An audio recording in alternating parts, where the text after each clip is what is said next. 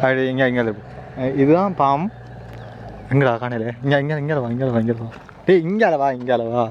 தெரியுதா? தெரியுது. அதுதான் கோவா. கோவாண்டா கோவா இல்லை, இது என்னன்னு சொல்கிறேன் இங்கிலீஷில்? கோவா. இதான் ஃப்ரெண்ட்ஸ் தேயிலை. இதில் டீ போடலாம், மற்றது பிளேனையும் போடலாம். சரியா? இதை காய வச்சா பிளேனி போடுறேன். காய வச்சா பிளேனி சாயாவும் போடலாம்.